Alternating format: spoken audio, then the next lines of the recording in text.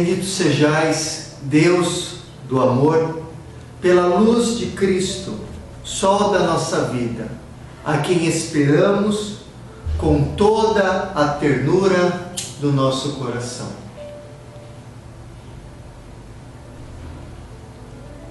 Queridos irmãos e irmãs, que a paz de Jesus e a ternura de Maria esteja convosco. Agora, na reta final para o Natal, nós acendemos a vela vermelha, símbolo do amor. Como nós dissemos na oração, bendito sejais, Deus do amor, a quem esperamos com toda a ternura do nosso coração. Esse Deus do amor, neste quarto domingo, a igreja nos apresenta que esse Deus de amor escolheu uma virgem, chamada Maria, na língua hebraica, Miriam, que significa amada por Deus. Aquela que Deus escolheu para Ele gerar o amor, o nosso amor, gerar Jesus na nossa vida. Onde nós vemos assim que Deus, Ele entra na história do homem, não para punir o homem. Ele entrou na história de Israel, de toda a humanidade, uma história toda decaída pelo pecado, decaída por tanta infidelidade, mas Deus, Ele escolhe esta virgem para Ele entrar nesta história do seu povo, para amar o seu povo, para salvar. E nós vemos como é belo as palavras do anjo a Maria: alegra-te, ó cheia de graça. Deus, Ele entra na história do homem para alegrá-lo, para trazer a alegria do coração. E assim nós vemos que o Evangelho de hoje, o Evangelho da Anunciação, nos faz meditar tantos pontos da nossa fé e da nossa vida cristã. Nos faz meditar o projeto do amor de Deus na nossa vida. Como estamos vivendo este projeto, nos apresenta o Evangelho de hoje Maria como um modelo daquela que fez a vontade do Senhor, o modelo da doação total, o modelo da espera, o modelo do verdadeiro sim. Sim este que Maria deu, que atualizou o sim da humanidade diante de Deus. Que atualizou o nosso sim, atualiza o nosso sim, atualiza o sim dos profetas, o sim de todos os homens que viveram buscando a vontade do Senhor. Hoje, neste quarto domingo, nós também temos oportunidade de meditar como nós estamos vivendo o projeto de Deus na nossa vida. Se estamos vivendo por amor ou por lei, por regra, por obrigação. Como estamos vivendo o projeto de Deus? Quantas vezes eu vejo tantas pessoas que vão à igreja no domingo como aquele peso, aquela obrigação, rezar já é um fardo pesado, é porque é o que eu tenho que fazer, e vai se fazendo todas as coisas pela lei. Não. Deus, Ele quer o amor. Deus, Ele quer que nós o sirvamos com alegria e com amor, como fez Maria, que diante do anúncio do anjo se colocou totalmente disponível à vontade do seu Deus, a tal ponto que a palavra fez carne da sua carne, como nós vamos meditar no Natal.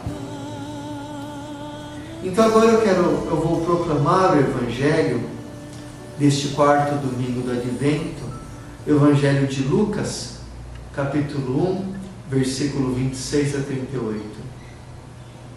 Naquele tempo, o anjo Gabriel foi enviado por Deus a uma cidade da Galileia, chamada Nazaré, a uma virgem prometida em casamento a um homem chamado José. Ele era descendente de Davi, e o nome da virgem era Maria. O anjo entrou onde ela estava e disse: alegra-te, cheia de graça, o Senhor está contigo. Maria ficou perturbada com essas palavras e começou a pensar Qual seria o significado dessa saudação? O anjo então disse-lhe: não tenhas medo, Maria, porque encontrastes graça diante de Deus. Eis que conceberás e darás à luz um filho, a quem porás o nome de Jesus. Ele será grande, será chamado Filho do Altíssimo. E o Senhor Deus lhe dará o trono do seu pai Davi. Ele reinará para sempre sobre os descendentes de Jacó, e seu reino não terá fim. Maria perguntou ao anjo: como acontecerá isso, se eu não conheço homem algum? O anjo respondeu: o Espírito virá sobre ti, e o poder do Altíssimo te cobrirá com a sua sombra. Por isso, o menino que vai nascer será chamado Santo, Filho de Deus. Também Isabel, tua parenta, concebeu um filho na velhice. Esse já é o 6º mês daquela que era considerada estéril, porque para Deus nada é impossível. Maria então disse: eis aqui a serva do Senhor, faça-se em mim segundo a tua palavra. E o anjo retirou-se. Irmãos, estas são palavras de vida e da nossa salvação. É bonito olhar como Lucas, que é um pintor, além de ser médico, ele vai jogando nesta tela as cores do cenário, vai jogando como estavam as coisas e como tudo vai acontecendo. Lucas, ele dizia que naquele tempo o anjo Gabriel foi enviado por Deus a uma cidade da Galileia chamada Nazaré. Lucas, ele dá o ponto exato onde o anjo de Deus, este mensageiro, anunciador da palavra, da boa nova do Senhor, ele desce até Nazaré, na Galileia. E Nazaré, naquela época, era uma pequena aldeia que tinha mais ou menos 150, 200 habitantes, um lugar desconhecido totalmente diante dos homens. E esse é um dado importante, que as coisas de Deus, os maiores segredos de Deus, as maiores graças que Deus ele faz na humanidade, ele faz de modo escondido. Deus, ele age no silêncio, ele age da maneira onde nenhum homem consegue chegar. Com certeza, o imperador não queria nascer em Nazaré. Ele queria que seu filho nascesse em Roma, numa cidade grande. Agora Deus, ele quer que o seu filho, ele seja concebido ali, em Nazaré, para depois nascer em Belém, a casa do pão. Nazaré, esta cidade desconhecida diante dos homens importantes daquela época, com pessoas também desconhecidas, sem valor diante dos homens, mas dentre esta cidade, dentre essas pessoas, havia uma pessoa muito bem conhecida diante de Deus, totalmente desconhecida diante dos homens, mas conhecida aos olhos de Deus. E esta pessoa era Maria, Miriam em hebraico, amada por Deus, uma virgem com o coração totalmente inclinado, disponível para Deus, com um desejo profundo de segui-lo. Numa região tida como uma região de infiéis, havia esta jovem totalmente fiel à palavra de Deus. E é belo porque a própria palavra Nazaré significa uma flor que desabrocha na língua hebraica. E a verdadeira flor que desabrocha não é a cidade, é Maria. Maria que gera, ela que é a flor que exala o perfume agradável a Deus, a santidade. No seu seio ela gera o maior fruto, da humanidade. Ela gera Jesus. Uma virgem totalmente disponível para querer e fazer a vontade de Deus. Eu acho interessante porque eu encontro no meu caminho de padre muitas pessoas com um desejo profundo de fazer a vontade de Deus e que colocam totalmente a sua vida nas minhas mãos de sacerdote para guiá-las na santidade. E eu vejo como é belo quando essas pessoas escutam as palavras do sacerdote que vai lapidando, vai podando e dizendo: vai por aqui, toma este caminho, e vão se abrindo a vontade de Deus acontecendo. Mas como é triste também quando eu vejo outras pessoas que dizem que só querem a vontade de Deus. Mas é mentira, querem a sua própria vontade. E muitas vezes deixam a direção espiritual porque não escutam aqui, porque não querem escutar aquilo que o padre quer dizer e apontar o caminho.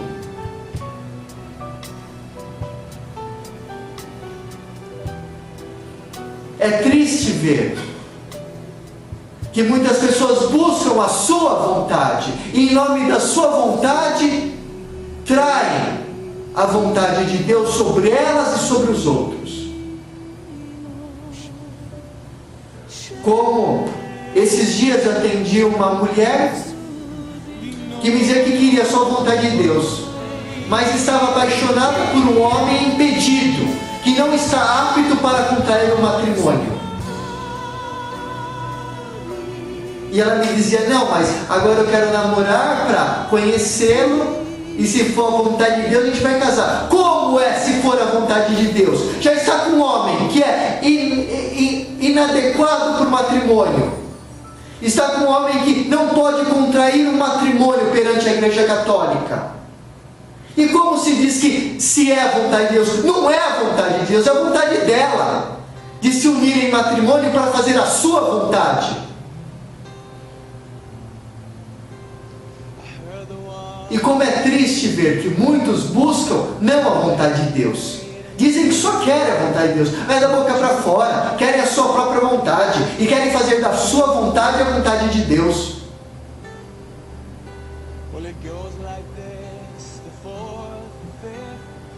Depois fazem burrada da sua vida, jogam a sua vida, as chances que Deus deu, para fora. E vem a infelicidade, porque estão fazendo a sua vontade.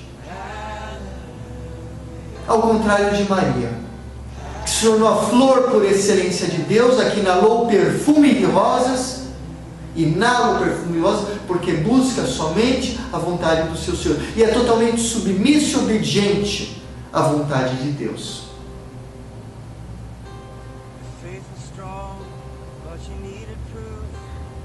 E diz o Evangelho que o anjo, ele anuncia, ele aparece a uma virgem prometida em casamento a José.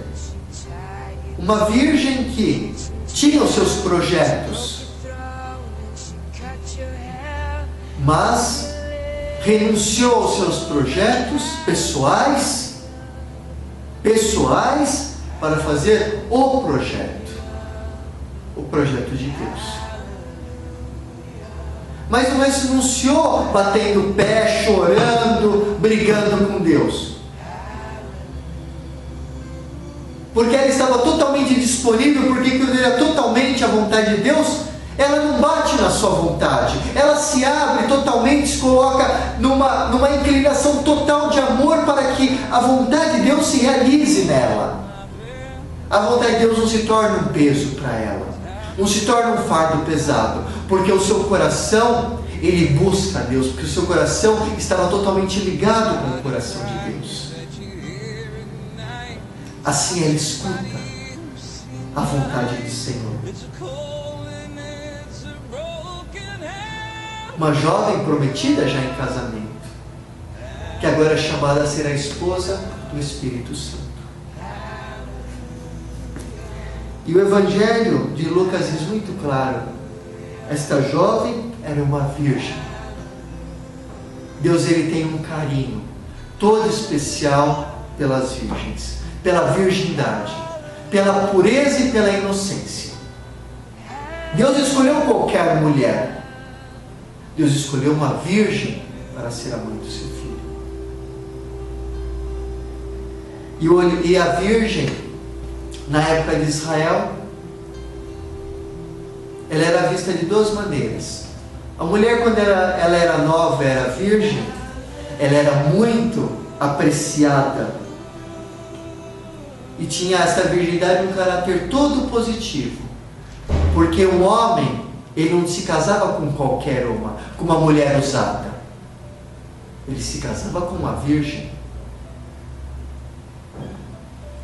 E a virgem também, na época de Israel, ela tinha também um caráter negativo, porque a virgem, na época de Israel, se era uma mulher já mais velha, uma mulher que não se casou, ela era vista como uma mulher sem esterilidade, como uma mulher como um ramo seco na videira, porque ela não deu fruto.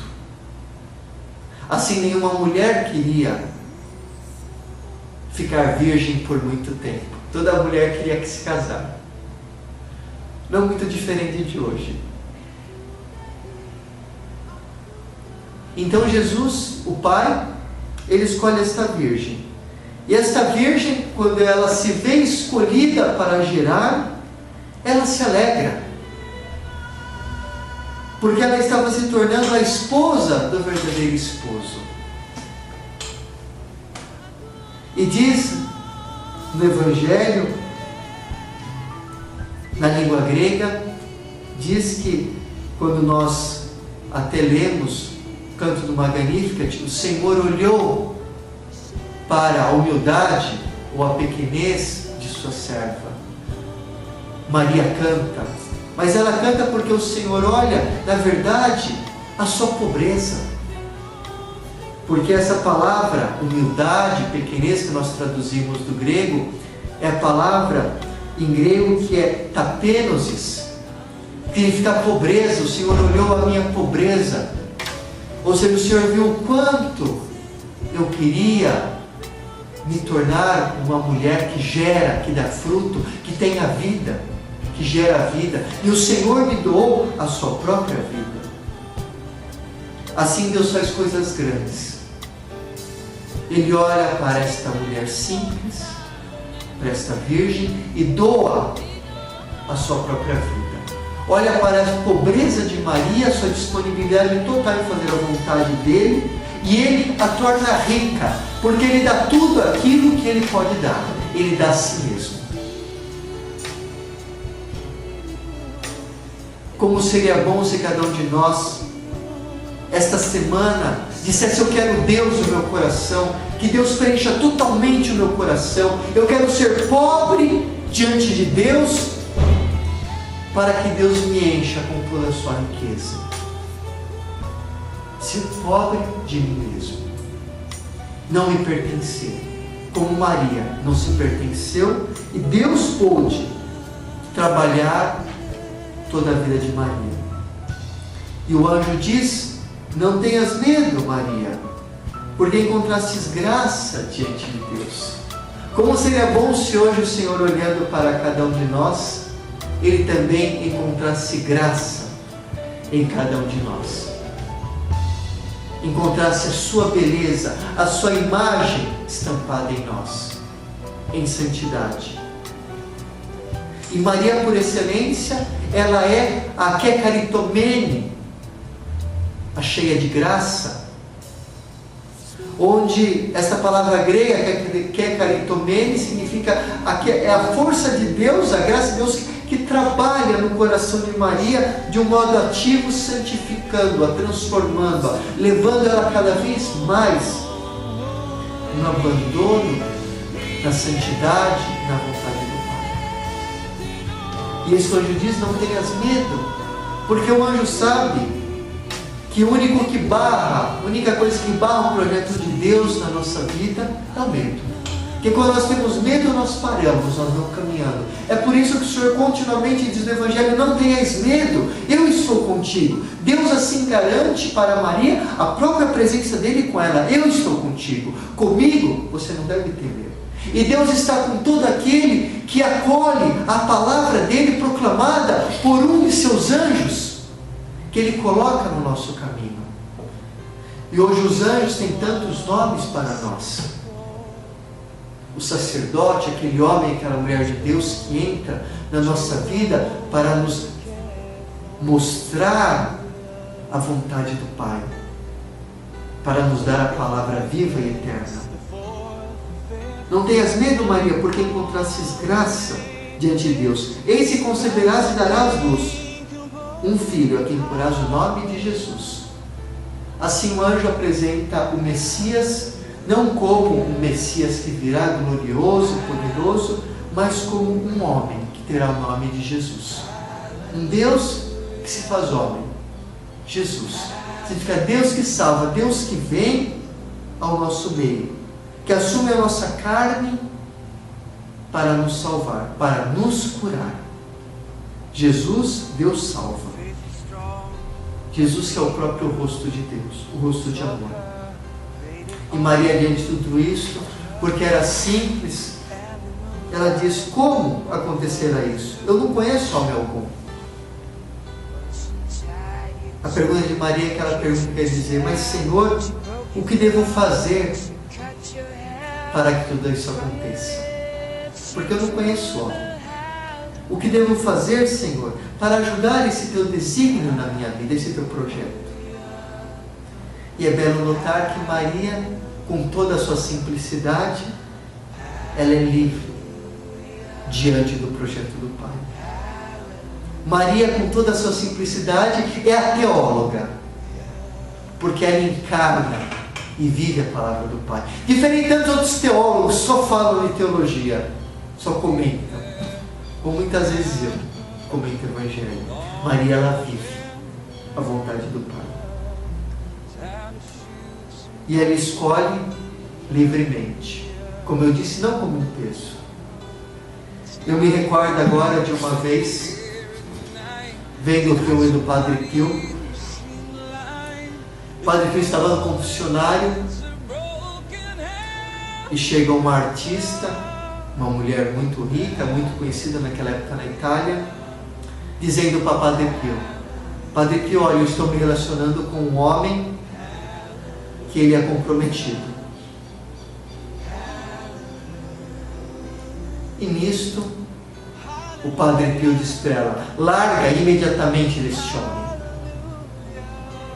Porque se você não largar, tanto ele vai para o inferno, quanto você. Hoje eu me pergunto,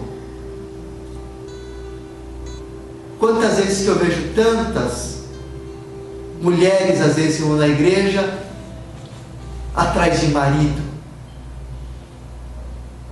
ou atrás do padre, ou atrás de um irmão religioso, atrás de tantas pessoas, para tirar eles do caminho, para ser uma pedra de tropeço na vida destes homens de Deus, para ajudá-los a não fazer a vontade de Deus, e esquecem que se ajudam este caminho, vão para o inferno, porque estão negando a vontade de Deus.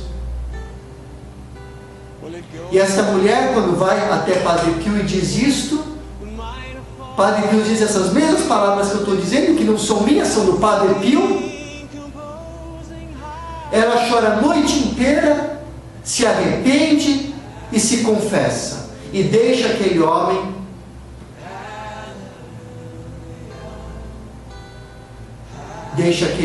que não está apto para o matrimônio, um homem já comprometido.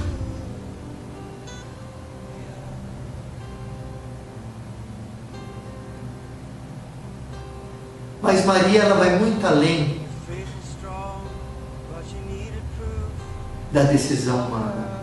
Maria, ela já age com totalmente amor e liberdade, porque ela já está sob o influxo do Espírito Santo.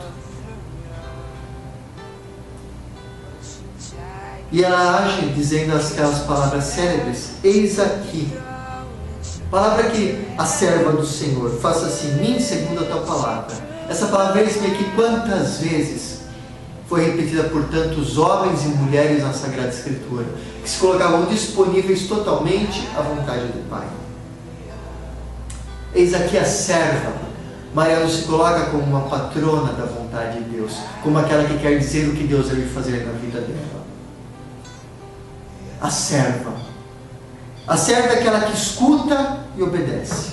Obedece não por obrigação, por amor. É uma honra. O maior título dado a um homem ou uma mulher na Bíblia é ser servo de Deus. Porque é uma honra servir ao Senhor. É uma honra fazer a vontade do Senhor. É uma honra colaborar com os planos de Deus. É uma honra dar a vida a Deus como Ele quer. É uma honra servir e seguir ao Pai. Serve aquele que dá a vida. E Maria é aquela que dá totalmente a vida ao Senhor. E dá a vida por amor. Então, irmãos e irmãs caríssimos, vamos agora, nesta última semana, caminharmos com Maria. Para preparar o nosso coração para o nascimento, a chegada. Para que Jesus possa realmente nascer mais uma vez no nosso coração. Mas Ele só nascerá se nós estivermos totalmente, não na nossa vontade, mas na vontade do Pai. Aí sim, a palavra se fará carne na nossa vida. Vos deixo a bênção de Nossa Senhora, Rainha da Paz, e que Nossa Senhora possa nos ajudar a fazer sempre a vontade do Pai. Em nome do Pai, do Filho, do Espírito Santo. Amém. Uma boa semana e um bom Natal.